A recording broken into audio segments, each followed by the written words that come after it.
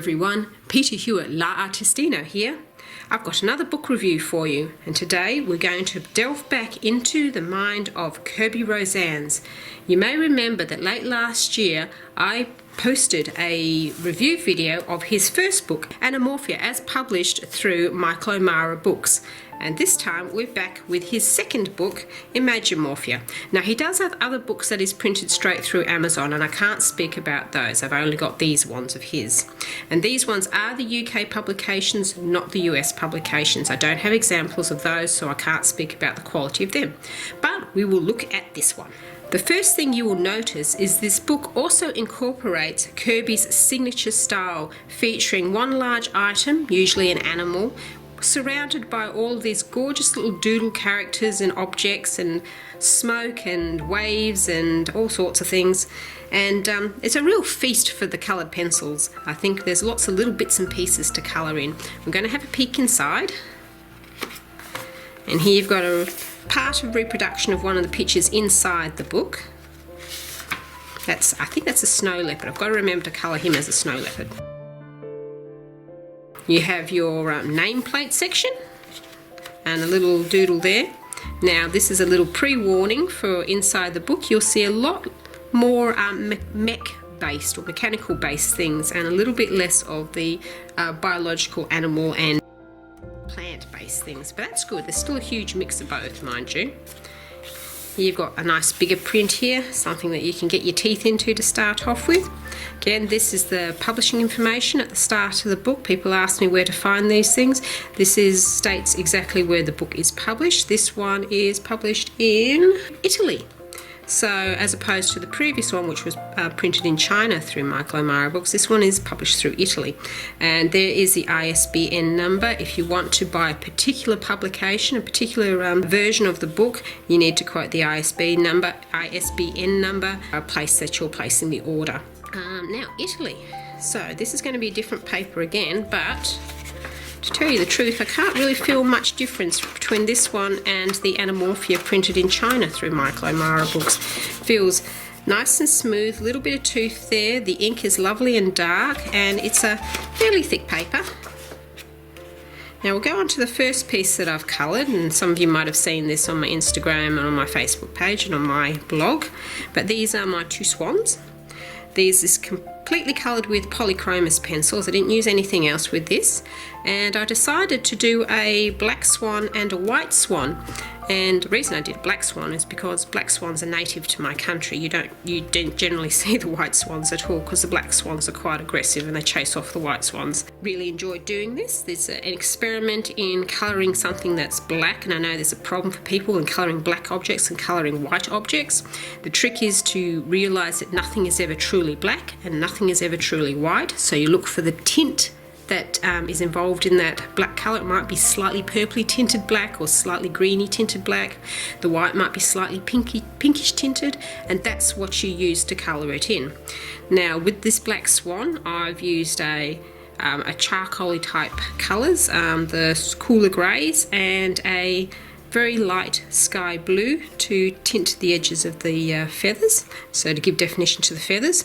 And on this side with the white swan, I've combined three primary colours in their lightest forms: a very light magenta, a very light sky blue, and a very light, very pale yellow, and I've mixed them together very gently to give the overall effect of white, but making it lively with colour. And I think because I needed to put a bit of shading in around the base of the neck, the bottom of his cheek and his feathers down here, I've gone for a light olive for that, because that's sort of reflective of the kind of muddy coloured water that's you usually find these swans on. Right, and I'll keep going now. My colouring in this book is a bit scattered throughout the book. I've decided not to do it in order. Here's an example of his mech, the sort of mechanical, almost steampunky sort of objects that you'll find intertwined with all the biological plants and animals in the book. You've got nice theme pictures like this Egyptian picture, steam train, where he's made the smoke of the steam train into his signature doodles. And this is marvellous. This is a great big mechanical butterfly, And you could do this multicolours, or you could stick with your silvers and blues and make it look very mechanical, or you could do browns to make it look like it's bronze and copper. So have a lot of fun with that. If there's enough demand, I'll do a video showing how I colour in mechanical things, metal things. One thing you will notice about this book is there is far less of the pictures which you need to add your own doodles to. I think there was quite a lot of those in the original Animorphia, and I think some people found that off-putting. I mean, I enjoyed it, and people who like to just sort of experiment with that sort of thing would have enjoyed it. But a lot of people just want to colour, and they don't want to be bothered trying to draw things, and that's fair enough. I think Kerby's listened to those people, and this particular book has far less of those type of pictures in them. The other thing that you'll see, most of the pictures are double page spreads. Like this one of the city. He's got a few cityscapes in here, which I kind of like. But the ones that aren't double page spreads, a lot of them are paired pictures. So you've got a picture here and a picture here, but they're a pair of each other. So here you've got the two sorts of diving penguins with all the doodles scattered behind them. You could do these to match. You can combine these into one picture, colouring straight through the centre, or you can make them completely different. Here's another one of these paired pictures. These ones are pineapples. Again, you could make them matching, or you could experiment with two different styles of colouring for either side.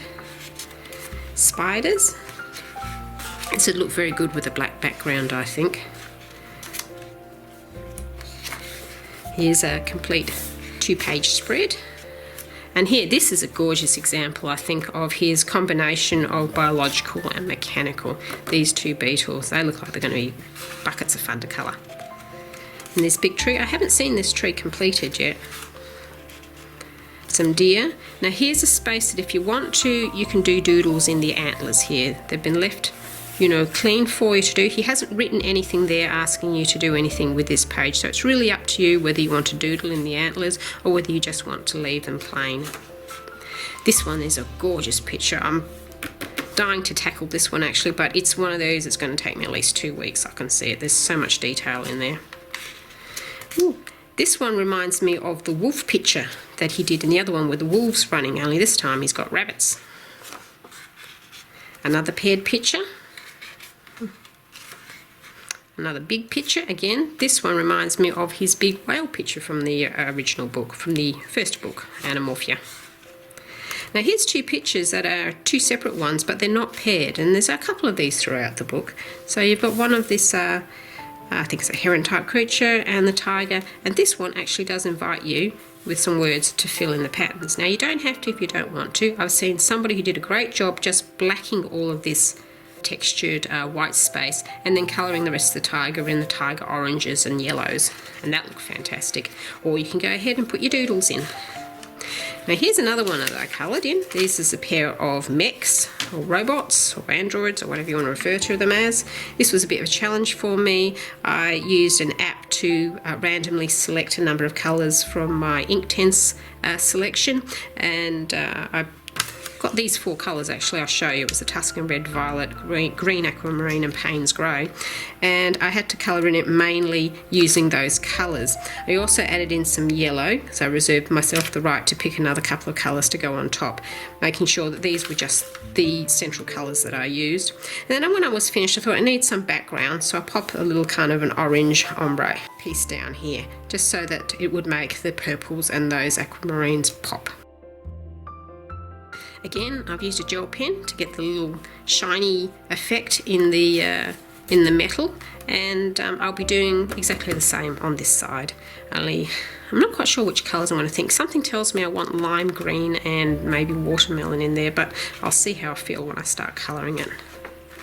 This is another lovely paired picture of an anchor and a compass. You've got more of a fish theme here and more of a floral and insect theme on this side.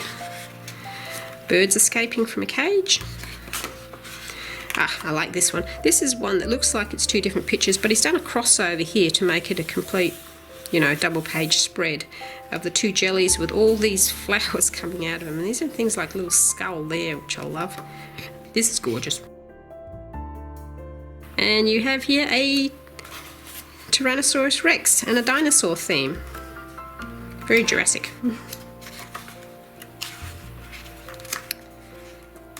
More wagon with horses, and again the signature billowing out of all of his doodles.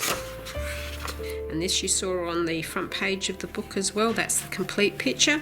So I guess it's a snow leopard because all of these are kind of snowy animal themes and there's lots of snow lying around. This is another one of his cityscapes set into the mountains like this, and there's all sorts of little things to find in here. That's another thing about this book. This is another seek and find book where you're looking for a list of little things that are hidden throughout the book that you can tick off at the end when you find them. I like to do it as I'm colouring the pictures. If I find something that he's got listed at the end of the book as something you've got to find, then I tick it off as I go along. There's a camel. And it looks like a chrysalis that's burst open to allow all of his doodles to escape. Here's another unpaired picture. It's a little bit dirty in there. You can see I've been working in this book. This is nice. I believe that some publications of this particular book may use the owl as the front cover. This is another one I've coloured, and this was my first go at Inktense pencils in this book, and I kind of like them. They did very well. I use the technique where you activate them with the tombos. There's another YouTuber, I'll put a link below, who uses that technique, and I liked it, but I think I'd go through too many tombos using that. So I went back to activating them with water when I did all the yellow Inktense around in the background. So this is all Inktense in here with a little bit of gel pen just to bring out some sparkles. Now the Inktense, I'll have a quick word here. When activated with the tombos, don't cause any rippling at all that I could perceive. But when you do activate it with water, there is a slight amount of rippling. It is only very, very slight, mind you, and it wouldn't stop me from using that page at all. Moving on. This is another gorgeous underwater, combining underwater scene with buildings. Two musically orientated seashells with a lot of musical instruments bursting out of them. This is an unusual picture in the book. It sort of like stands out because it's just a collection of snails with houses on the backs, but I can't like that. And another one of the rare ones that ask you to complete the picture. Now these are feathers, so I would be more inclined just to colour them as feathers and have a lot of fun creating rainbow feathers and realistic feathers and all that. Or you can just fill them with doodles if you want. This is a picture I'm currently working on. I'm using Faber-Castell Polychromos again for them, and you can see I'm sort of starting at one side and working my way across, just picking out common themes like particular sorts of plants and trees and colouring them in certain ways. And that one will probably take me about another couple of days to finish, I think. Not quite sure what I'm going to do with the background. I have an idea that I'll probably use pastels, and I'll probably just rub in pastel dust, I think, for the background, because I think it needs a bit more colour up here. Now here is the front cover of the book in completion. So you've got the first bit and you've got all this bit here. There is differences in densities of the work. This is quite fine, and others he's got larger doodles with a thicker line art, which wouldn't take as long to colour. And this is the final picture in the book, which I love, and will probably be the next one that I colour. The horse with this beautiful floral garden coming out as a mane. What a great idea that is. That is just gorgeous. And here is your list of items to find, as it is a search book. And lots of items to find, and there's multiples, like there's 3 Rubik's cubes here and I found a couple of the cards as well. Now here's the answers. I won't just skip quickly through these. There's just thumbnail images of all the pictures that are in the book. Great for if you want to just have a quick little try of a colour scheme to make sure it's going to work, or to tick off if you finish that picture. And that concludes my review. Well, I hope you've enjoyed this. I will tell you that there is another Kerby Rosanes book set to be published in this format sometime next year. I think next year sometime. I think it's going to be more fantasy based. I'm really looking forward to it. I will be putting in my pre-order for that one too. And anyway, until next time, have fun with any colouring adventures you're currently on, and I will see you with the next video. Happy colouring!